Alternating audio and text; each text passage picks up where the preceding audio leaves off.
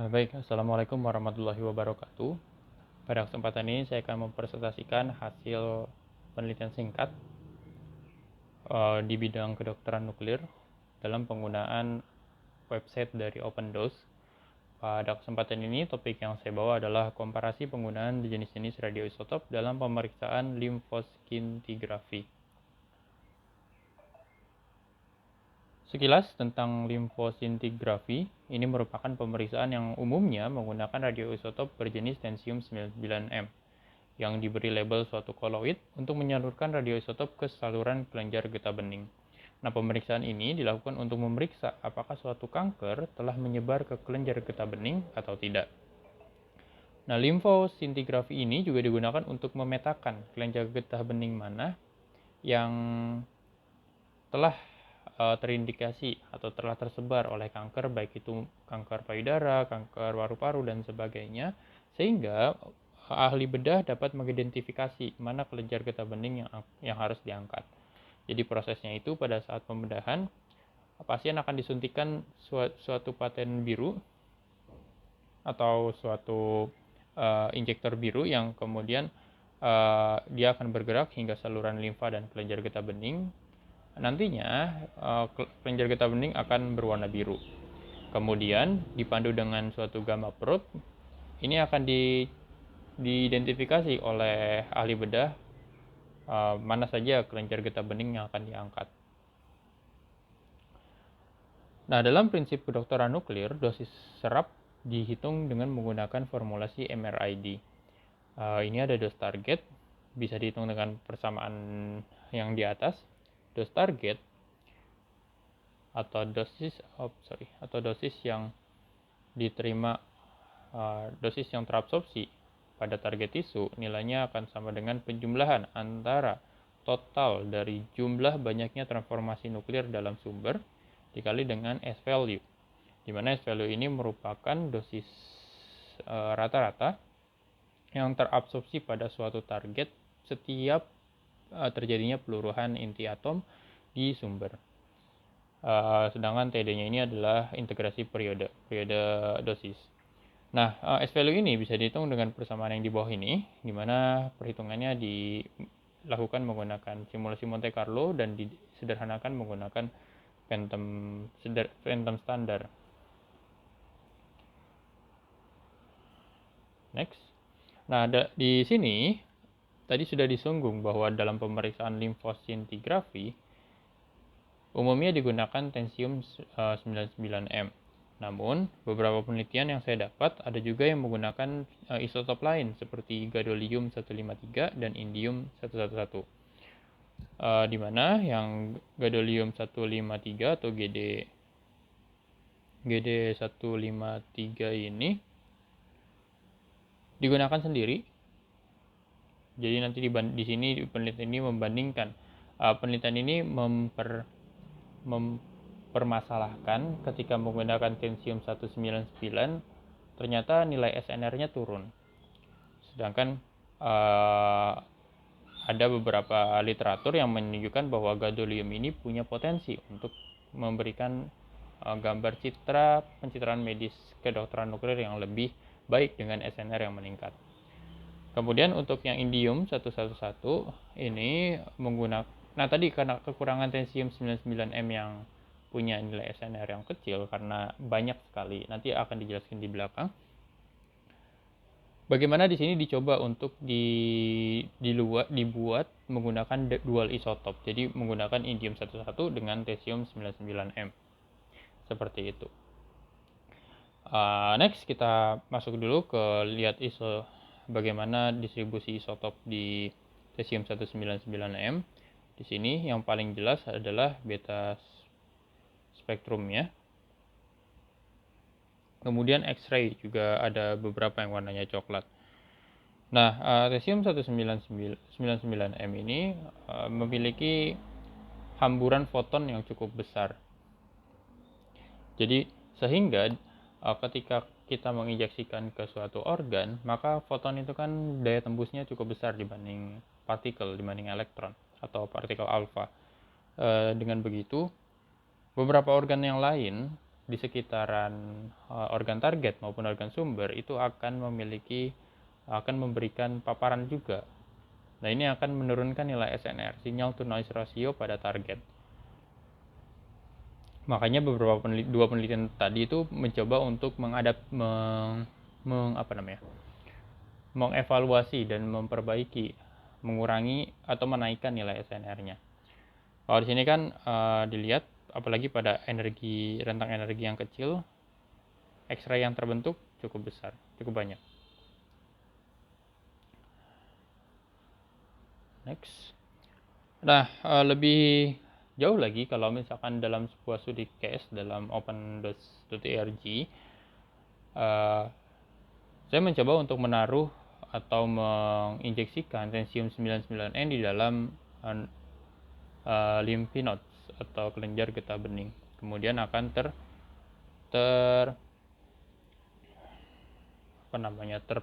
tersebar ke kelenjar getah bening di beberapa lokasi seperti di tangan, di kepala, di lengan, kemudian di trunk, di belakang, tulang belakang. Kalau dilihat di sini ada kalau difokuskan apa ini bisa ya? Kalau difokuskan ke grafik yang sebelah kiri ini, ada banyak sekali warna orange, yang mana menunjukkan ada hamburan foton di dalam di organ-organ tersebut. Walaupun jaraknya cukup jauh, mungkin sangat jauh dibanding bagian kelenjar getah bening yang lain, namun tetap saja berarti setiap organ tersebut akan berkontribusi terhadap citra yang dihasilkan. Karena yang warna biru ini kan elektron, orange ini foton. Kemudian ordonya di sini, elektron yang terbentuk ada dalam ordo 10 pangkat minus 5. 10 pangkat minus 5. Nah, jika dibandingkan dengan gadolium 153, bisa dilihat di sini. Banyak di sini terjadi internal convection elektron atau konvensi elektron internal, jadi interaksi elektron dengan elektron, pembentukan elektron dalam. Nah, ini hijaunya dalam rentang energi 0 sampai 100 ini konsisten. Ada internal convection elektron.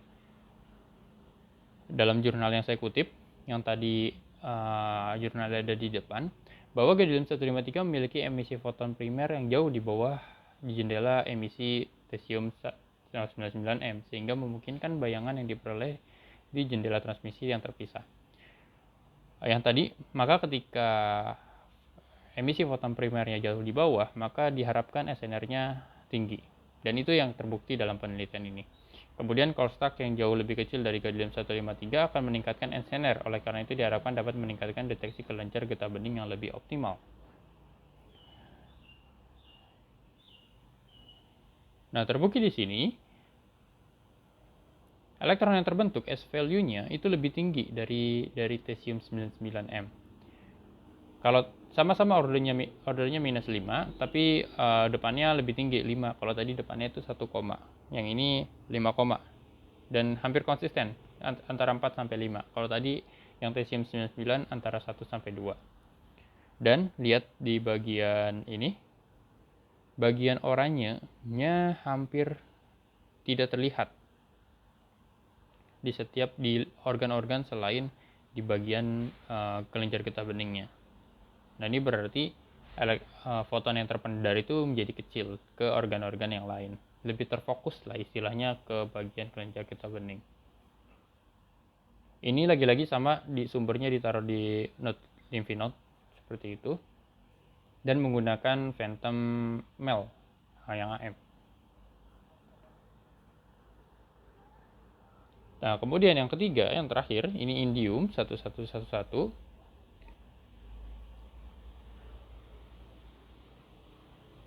Di sini internal convection elektronnya baru tercipta ketika rentang energinya di atas 140 mungkin di sini.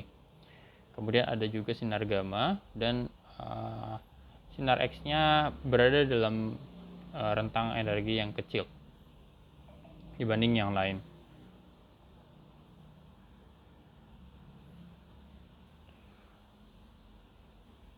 Nah, karena tadi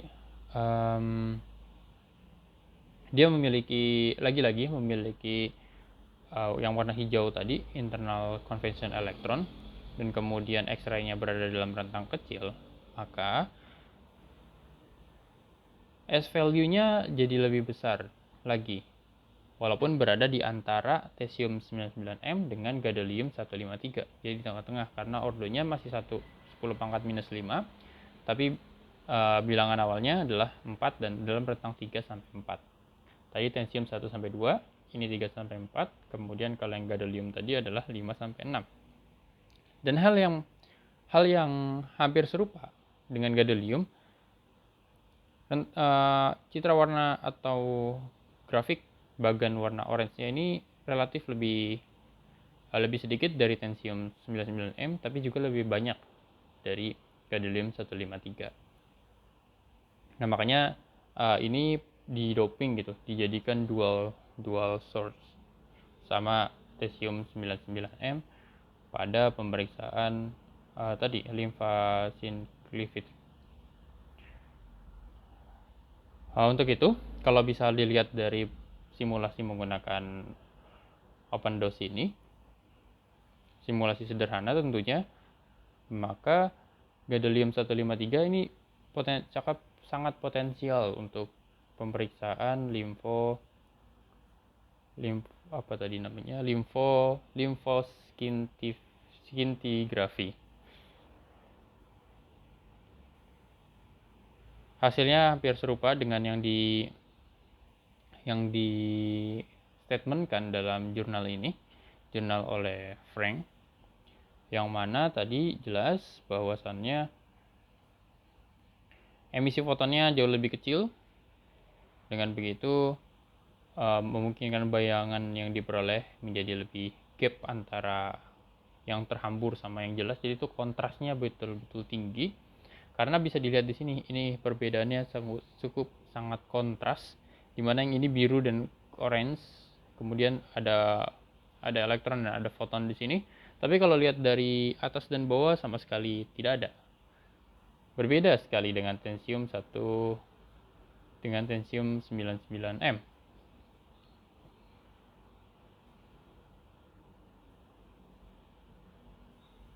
Technetium 99M. Nah, ini masih ada warna orange ya. Seperti itu. Jadi, gadolium meningkatkan interaksi S value pada X value, khususnya pada S value elektron di kelenjar getah bening dan lainnya. Kemudian dia sangat terkonsentrat di kelenjar itu saja, tidak terhambur, atau apalagi fotonnya tidak terhambur ke organ-organ yang lain. Sehingga dengan begitu gadolium 153 sangat potensial dalam protokol pemeriksaan ini berdasarkan data dari opendose.rg. Itu saja yang bisa saya sampaikan. Lebih kurangnya mohon maaf. Wassalamualaikum warahmatullahi wabarakatuh.